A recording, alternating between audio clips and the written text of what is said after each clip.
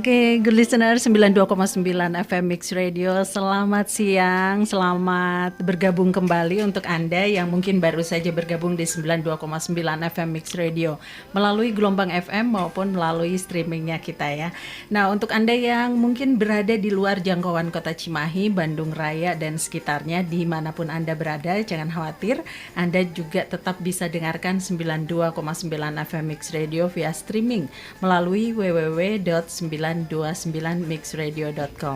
Dan seperti yang kita informasikan sebelumnya di jam ini ya, jam makan siang, jam istirahat Anda, kita isi dengan sesuatu yang mungkin bisa Anda jadikan referensi, bisa juga sambil santai Anda dengarkan.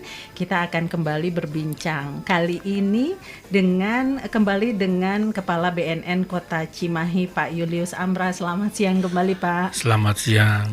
Maaf loh, ini jam makan siangnya diganggu ya. Untuk demi ini ya, good listener semua ya. Semuanya. Ya. Untuk Anda good listeners juga boleh mendengarkannya sambil menikmati makan siangnya ya Pak ya. Nah, kali ini di siang hari ini kita meneruskan kembali perbincangan kita yang tertunda waktu itu ya. Kita akan angkat temanya berantas jaringan peredaran gelap narkoba di era digital ini. Kenapa sebegitu pentingnya Pak? Mungkin bisa diungkapkan sebetulnya era digital ini cukup memudahkan ya di sisi berbagai aktivitas kita, tapi juga dari sisi peredaran gelap narkoba ini cukup mengkhawatirkan. Nah, ini kenapa peredaran dan penyalahgunaan narkoba ini jadi salah satu permasalahan nasional ya yang serius ditangani oleh pemerintah. Silakan Pak. Terima kasih. Assalamualaikum warahmatullahi wabarakatuh. Selamat siang kepada para pendengar setia Radio Mix. Saya akan menjelaskan kenapa perlunya pemberantasan penyalahgunaan narkotika di kalangan masyarakat di zaman era digital seperti ini. Kenapa? Karena era digital digunakan oleh para pengedar, oleh para penyalur narkotika melalui jaringan-jaringannya menggunakan tadi jaringan digital, yaitu menggunakan media sosial. Mereka memperjualbelikan itu dengan alasan ya contohnya seperti menjual obat kuat, suplemen makanan dan sebagainya itu mengandung narkotika. Nah, di era digitalnya mereka membuat jaringan yang cukup luas. Mereka membuat grup kadang-kadang, grup mereka bahwa mereka terdiri dari para pengedar dan para kurir.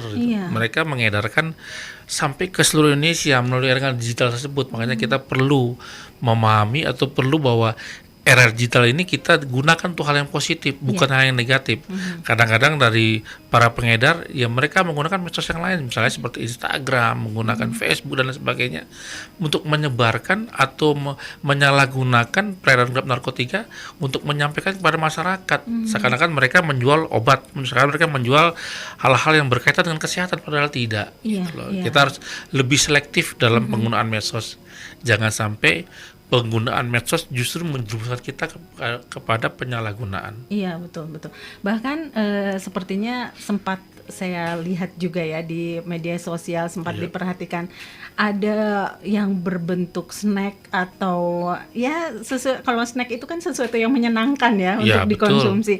Snack yang ternyata di balik itu ya diselipi oleh narkoba.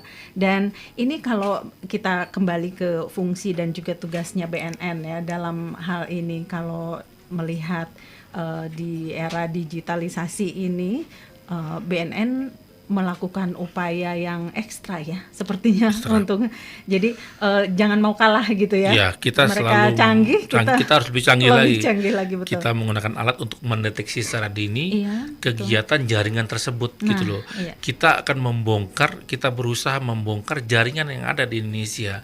Terutama juga di Kota Cimahi kita berusaha Iya, iya. membuka jaringan yang ada. Jangan sampai jaringan ini saling berkaitan. Kita putus jaringannya sehingga penyebaran ini tidak akan sampai ke masyarakat. Sehingga kita putus dari awal dari hulunya, kehilirnya akan tidak terjadi. Kalau hulunya udah kita putus dari bandar besarnya, pasti ke bawah bisa akan hilang. Ya.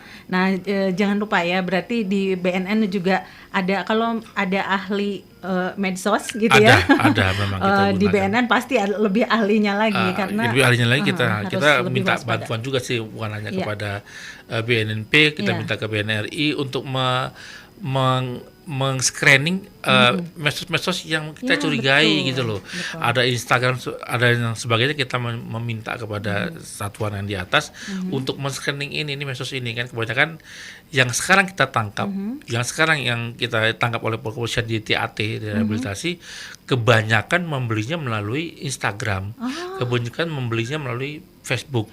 Nah, kita catat Instagramnya, namanya atas nama siapa.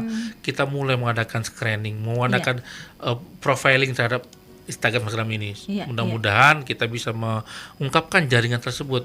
Intinya jangan sampai pengedar ini jaringannya akan kita putus di era jelasnya seperti ini. Jangan sampai meluas ya. Jangan sampai meluas Iya. peredarannya kan Nah, gitu.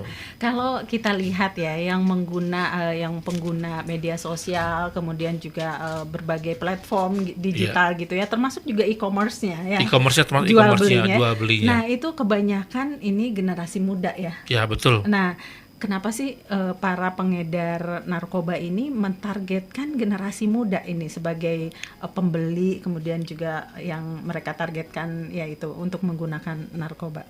Karena para pengedar ini kan berupaya kan ini bisnis yang menguntungkan untuk mereka. Iya, betul. Kenapa generasi muda ini kan? Salah satunya pertama adalah karena generasi muda generasi yang gampang dan mudah sekali dipengaruhi. Iya, masih labil ya. Masih labil, jiwanya masih mencari identitas diri mereka. Betul. Dan mereka ini kan generasi harapan bangsa. Bagaimana mereka merusak bangsa ini dari sendi-sendinya untuk menuju Indonesia emas tahun 2045, generasi muda yang sekarang inilah mereka hancurkan. Iya. Nah, karena mereka tahu generasi muda ini generasi yang masih labil, mencari identitas diri, mencari keberadaan diri seperti apa. Inilah yang mereka manfaatkan oleh para bandar ini. Tugas kita BNN memberikan motivasi kepada pihak para pemuda, kepada keluarganya, kepada orang tuanya agar bisa menjaga anak-anaknya dari penyalahgunaan dan terkontaminasi terhadap narkoba yang sangat berbahaya bagi generasi muda. Jadi generasi muda itu kalau bisa dibilang Kak ada di tengah-tengah ya. Betul, di Dia tengah-tengah. dan kedepannya masih panjang perjalanannya. Jadi kalau rusak tidak akan rusaklah tercapai masa depan. semua masa depannya. Iya. Cita-citanya untuk menggapai cita-citanya menjadi kehidupan lebih baik tidak akan tercapai Iya. karena dipenuhi oleh tadi terkontaminasi karena pengaruhnya narkoba tersebut. Iya, nah ini mungkin yang menjadi concern negara juga, betul. karena ini masa depannya, Masa depan, depannya suatu negara. Untuk itu mungkin dibentuk BNN, kemudian Betul. juga dengan tugasnya yang luar biasa. Ini sangat berat. banyak berat Iya. dari BNN, mulai tugasnya dari pemberantasan, dari betul. rehabilitasi, bagaimana upaya pencegahan, bagaimana memberdayakan masyarakat. Nah, ini dari pencegahan ya, Ya, kemudian pemberantasan sampai pemberdayaan, rehabnya. rehabnya sampai nanti memberdayakan masyarakat agar mereka pemberdayaan. bisa survive dalam hidup. Jadi Ya, mereka nggak jadi pengedar lagi tuh, mereka beralih kepada usaha yang lain yang legal, Ya. yang diakui oleh negara, bukan melakukan usaha yang ilegal. Iya, betul. Artinya mereka diberi keterampilan soft skill, misalnya contohnya seperti di Aceh, yang tadinya mereka menanam ganja, diberikan soft skill untuk menanam kebutuhan kehidupan iya. untuk manusia seperti Iya, hortikultura, ya. hortikultura, Ya kan sama-sama tanaman ya. tanaman juga, membuka Iya. tanaman buah-buah dan sebagainya. Jadi banyak tempat-tempat yang dijadikan itu. Mungkin kayak di Sumatera juga, di Sumatera Utara mereka UMKM diberikan keterampilan bekerja, membuka bengkel dan sebagainya. Iya. Jadi diberdayakan Diberdayakan ya. masyarakatnya. Jadi tidak hanya cukup di pencegahan, kemudian juga pemberantasan, Ada pemberdayaan rehab, masyarakat. iya pemberdayaan masyarakat. Dan jangan lupa ini mungkin jadi titik optimis ya untuk yang pernah mungkin menggunakan narkoba bahwa itu bisa sembuh. Bisa sembuh, Bisa bisa sekali pulih ya. kembali. Iya, betul. Tergantung dirinya, tergantung pengetahuan dia tentang bahaya narkoba, itu juga peran orang tua. Nah, Peran orang tua yang sangat penting Penting, ya. untuk tetap membimbing anak-anaknya. Yang tadinya mereka terkena, jangan distigmakan mereka orang Jangan jahat, tidak, dibuang. jangan dibuang. Iya. Mereka dekati orang tua, aja dibimbing kepala orang tua untuk tidak menggunakan lagi, diobati, direhabilitasi dan dipulihkan untuk mereka menjadi manusia untuk dapat mengejar cita-citanya. Iya, dan dibekali seperti Dibekali yang tadi, dengan ya, keterampilan yang ada. biar gitu. bisa diberdayakan. Diberdayakan. Oke, dan untuk Anda good listeners yang mungkin punya pertanyaan-pertanyaan nih untuk mumpung Kepala BNN-nya langsung hadir di sini ya, Anda boleh mengajukannya melalui 085 161 280 929. Sebetulnya tadi juga itu sempat ada pertanyaan juga. Emang betul bisa sembuh katanya gitu, sembuh total. Jadi mungkin perlu dibangkitkan lagi optimistisnya tadi ya. Ya, jadi ternyata bagi penderita atau yang sempat penyalahguna narkoba itu sangat mungkin untuk sembuh. Dapat sembuh total. Yang pertama ingat kepada Tuhan, kepada Tuhan yang kuasa pencipta, kepada Allah Subhanahu wa taala. Dia beriman, dia sholat. Yang kedua adalah dirinya sendiri untuk berhenti dari situ. Yang ketiga, hindari pergaulan yang tidak untuk membujuk dia. Hindari medsos yang ada. Medsos semuanya dihilangkan. Semua nomor telepon yang berhubungan itu dihilangkan. Putus. Ya. Nah, itu. Jadi sadar dan pulihnya tergantung dari masing-masing pribadinya, dibantu oleh BNN melalui proses rehabilitasi. Iya, betul. Nah, untuk Anda good listeners yang masih ingin menyimak perbincangan kita masih akan teruskan perbincangan kita setelah kita simak yang satu ini. Oke, good listener 92,9 FM Mix Radio, kita lanjut kembali perbincangan kita masih mengenai pemberantasan jaringan peredaran gelap narkoba di era digital ini. Masih bersama Pak Julius Amra sebagai Kepala BNN Kota Cimahi. Nah, kita teruskan nih Pak. Tadi di sela-sela rehat ada pertanyaan nih katanya. Untuk pengguna dan juga pengedar, ini lebih bahaya yang mana katanya Pak? Iya. Yang lebih berbahaya adalah pengedar. Kalau pengguna adalah korban daripada peredaran tersebut. Ini berkaitan dengan supply and demand. Kalau pengedarnya sudah ditangkap, otomatis kan pengguna pasti tidak ada. Semakin banyak peredarannya, semakin banyak pengguna yang menyalahgunakan. Ini hukum permintaan dan itu, supply ya. Supply Ya, itu. Jadi betul. kalau juga bisa juga terjadi pengedarnya bangkrut. Kalau penggunanya tidak ada. Artinya penggunanya sadar kalau menggunakan narkoba itu adalah sangat berbahaya bagi kesehatan, bagi kejiwaan, bagi mental dan sebagainya, dan tidak akan menggugurkan cita-cita bagi mereka para pengguna. Mereka berhenti dari situ, otomatis pengedar tidak ada. Kenapa? Karena pengguna tidak ada. Iya, betul. Tapi yang lebih berbahaya pengedar. Makanya di BNN pengedar itu perlu dan jaringannya perlu dilumpuhkan, perlu diberantas. Tujuannya apa? Jangan sampai pengguna menjadi lebih banyak dengan adanya peredaran yang ada. Dengan pengedarnya sudah dilumpuhkan, jaringannya sudah dibasmi, otomatis penyalahgunaan nanti akan menjadi berkurang. Nggak akan tersedia ya narkobanya. Ya, betul. Jadi lebih bahaya pengedarnya. Nah, ini kalau berkaitan dengan lebih bahayanya pengedar daripada pengguna. Ini kalau sanksi bagi pengedar itu kalau untuk pengguna itu terusannya rehab. Ya? Rehab. Iya. Kalau untuk pengedar ini sanksinya seberapa berat sih? Bisa paling berat adalah hukuman mati. Hukuman mati. Ya, rata-rata di atas 20 tahun dari para pengedar dengan jumlah, tergantung jumlah barang yang ada. Dan Undang-Undang 35 2009 yang mengatur tentang itu. Makanya para pengedar bukan hanya mereka dihukum berat, tetapi mereka juga dimiskinkan. Artinya dimiskinkan adalah mereka dikenakan pasal tentang TPPU, tindak pidana pencucian uang. iya. Jadi dari mana hasil kekayaan mereka? Ternyata dari hasil narkoba disita oleh negara, dikembalikan kepada negara untuk digunakan untuk masyarakat, untuk warga negara Indonesia. Jadi semua kekayaan daripada si pengedar dimiskinkan supaya mereka tidak lagi bisa membeli dan mengedarkan itu. Iya. Nah, berarti kalau berkaitan dengan sanksi ini, kalau misalnya dalam hal apa untuk menangkap, melumpuhkan, kemudian juga membinasakan lah ya Iya. para pengedar ini, BNN bekerja sama dengan pihak mana?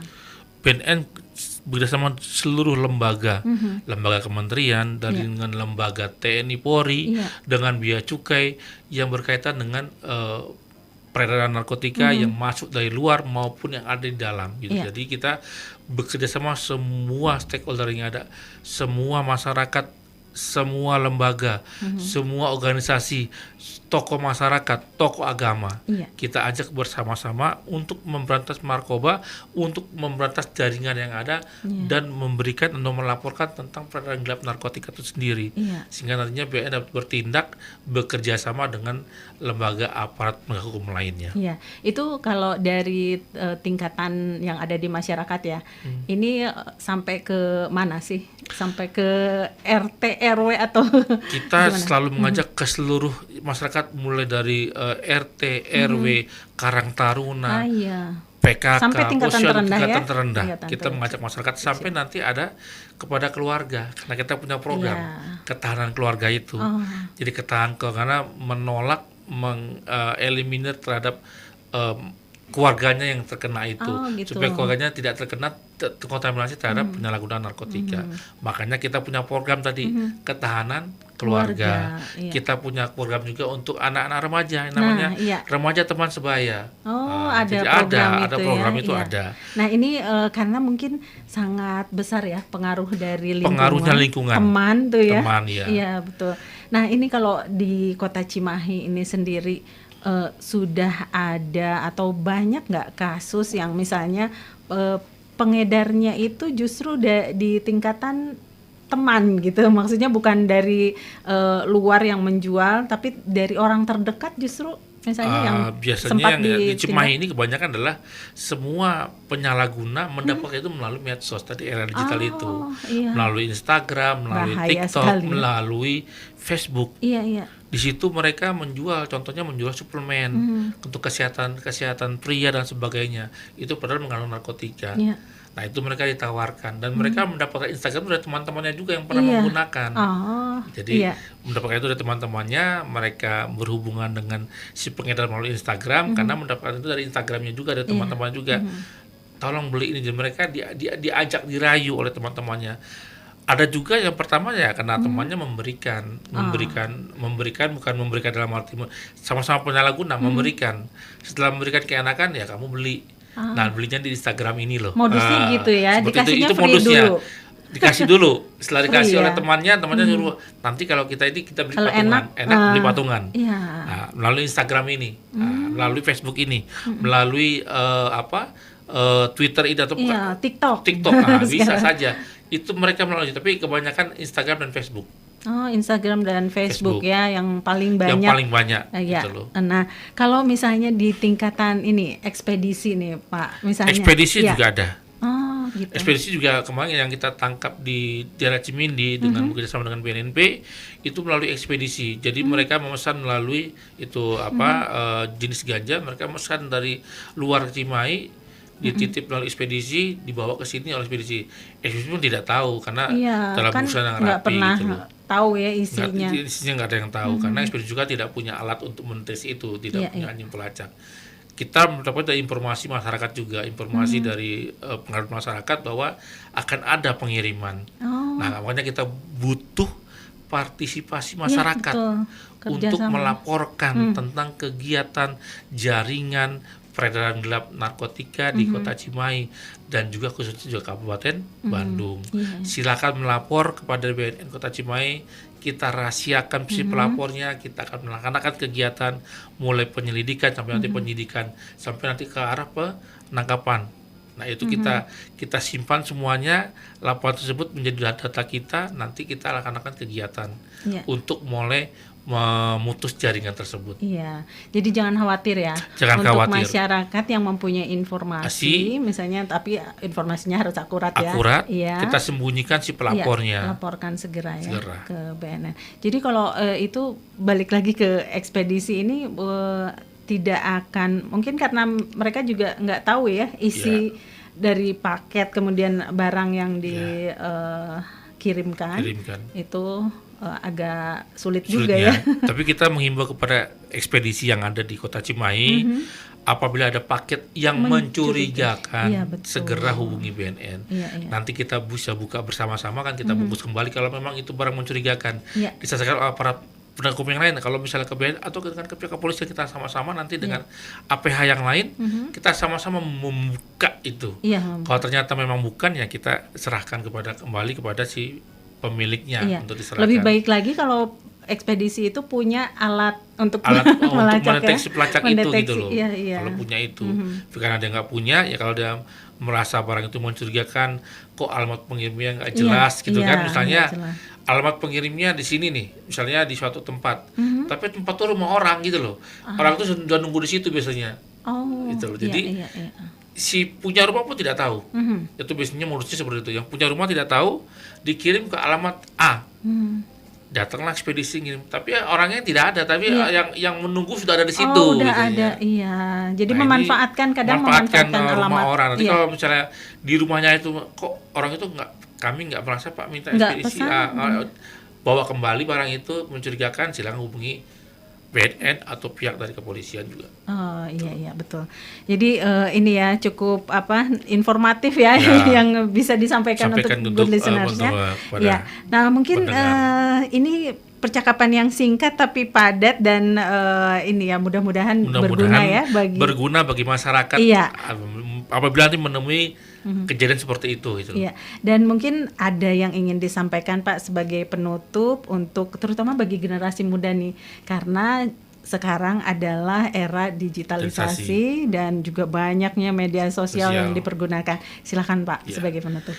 Sebagai penutup kami menyampaikan kepada seluruh kalangan, terutama remaja, untuk bijaklah menggunakan medsos. Artinya medsos digunakan untuk kepentingan hal-hal yang baik. Tapi untuk hal yang bersifat tadi, peredaran narkotika, peredaran obat-obatan dan sebagainya, hindari. Apabila sudah menghindari, berarti kita sudah bisa artinya menolak terhadap peredaran narkoba itu sendiri. Makanya kami menghimbau kepada seluruh pendengar, terutama kalangan generasi muda, bijaklah menggunakan medsos di era digitalisasi sekarang ini. Artinya digunakan hanya untuk kepentingan yang baik, bukan untuk digunakan kepentingan tidak baik seperti penyalahgunaan narkotika. Terima kasih banyak Pak. Ini sangat membuka wawasan terutama bagi generasi muda nih, pendengar yang mudah-mudahan bisa lebih mewaspadai dan juga lebih bijak dalam menggunakan media sosial. Nah, untuk perbincangan kita kali ini sepertinya kita cukupkan dulu sampai di sini. Pak jangan bosan ya untuk datang lagi kemari. Semoga kita bisa bertemu lagi di perbincangan selanjutnya, dan untuk kali ini saya Arin Gasmara pamit dan sampai jumpa.